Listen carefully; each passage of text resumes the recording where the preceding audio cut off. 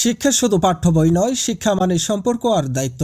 আর সেই সম্পর্কের আবেগঘন বিদায় দেখা গেল জয়পুরহাটের কালাই উপজেলার ঐতিহ্যবাহী হাতিয়র কামিল মাদ্রাসার অধ্যক্ষ মোহাম্মদ আমিনুর ইসলামের অবসর উপলক্ষে আজ অনুষ্ঠিত হলো এক বিদায় সংবর্ধনা।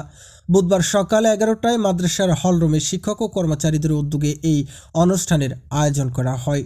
অনুষ্ঠানে সভাপতিত্ব করেন কালাই উপজেলা নির্বাহী কর্মকর্তা শামীম আরা।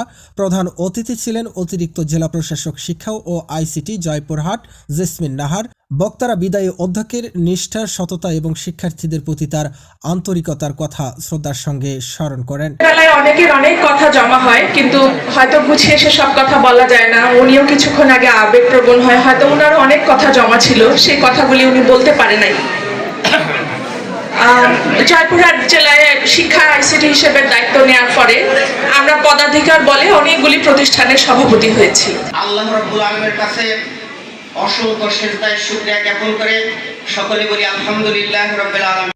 বিদায়ী অধ্যক্ষ আবেগ ভরা কণ্ঠে বলেন, শিক্ষক আর শিক্ষার্থীদের সম্পর্ক গাড়ির চাকার মতো, একসঙ্গে চললে শিক্ষা এগিয়ে যায়। অনুষ্ঠান শেষে শিক্ষক, কর্মচারী ও স্কাউট গ্রুপের পক্ষ থেকে তাকে সম্মাননা স্মারক ও উপহার দেওয়া হয়। বিদায় সংবর্ধনা, যার জন্য আমরা আজকে অনেক সম্মানিত মর্মাহত। আপনারা সকলে আমাদের জন্য, আমাদের অধ্যক্ষের জন্য দোয়া করবেন। তিনি অনেক ভালো শিক্ষক ছিলেন আমাদের জীবনে।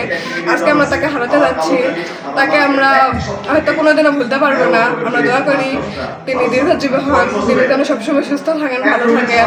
আমাদের জন্য অনেক কিছু করেছেন তিনি। আমাদের চলাফেরা, শিক্ষা, আচার আচরণ, হচ্ছে মানবিকতা, নৈতিকতা এবং সামাজিক দায়িত্ববোধ সকল সম্পর্কে আমাদের সঠিক শিক্ষা দিয়েছেন। একজন অধ্যক্ষ অবসর নিলেও তার আদর্শ থেকে যাবে এই প্রতিষ্ঠানের প্রতিটি প্রজন্মে।